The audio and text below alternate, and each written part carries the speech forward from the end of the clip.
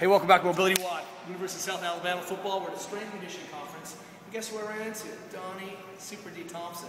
You might have seen him. He is the original elephant leopard, right? And what he wanted to show us today was we've talked about kind of getting that shoulder back. We've laid down, we've used the kettlebell, we've created distraction. And Donnie said, check this out. And this is pretty sweet. So one of the ideas is we end up shallow forward in the, kind of that front of the capsule. And a lot of the ways we've tried to skin this cat before, we're trying to give people what we think is kind of a posterior capsule mode. We're not, we're just impinging. What we're really trying to do is distract the shoulder and then come across. That's that posterior capsule mode, right? So by relocating that shoulder to the back of the socket, my athletes have better control. And basically that rotator cuff function, instead of seeing that shoulder pulled out of the rotator cuff in a way to kind of stretch that capsule, I run out of slack, I run out of my rotation. If I can reset in the position, this isn't to say that I need to be back here doing all my movements, but we're looking at the relationship between the shoulder and the shoulder blade, then all of a sudden I get all my rotation back, and my rotator cuff comes back on. So, and then also, that leads, when that humerus is out like that, leads to a lot of pec problems. What do you mean, my pecs can't take this 90-degree turn? I don't understand. No, it loves it. Just try it. No, actually, this is actually a good point, because one of the things we see is that a lot of kids, when they're doing dips, are playing brutal startle technique, right? We hear this from time to time, and what's happening is that when we see him in this position working, the pec is actually destabilizing the chest joint.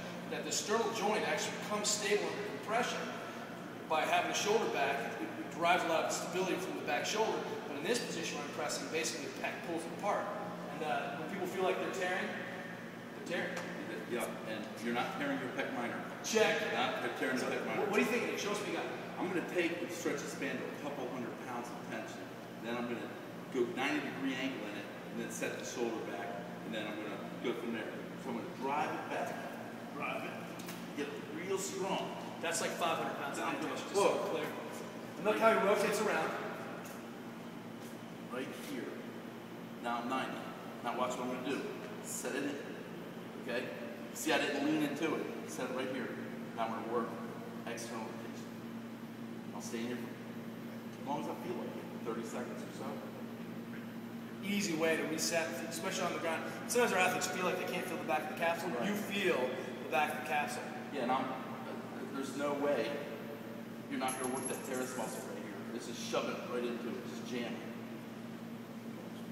Super easy setup. You probably got a green band. Yeah. This is an easy wind-up. One of the things that Don and I were talking about yesterday, one of the things we've seen recently, is that athletes cannot create a shoulder stabilization when the hand becomes free of the joint, right? Or becomes free of a barbell. Sometimes I got an implement, athletes know how to create torque, but suddenly when that hand is free, you can't create torque on there. And so anything that you can do, and one of the reasons I like this a lot is instead of being fixed, you're asking us to be able to create torque independently of what's going on with the forearm, which is what we really got to do. Yeah, and a lot of times you're by yourself.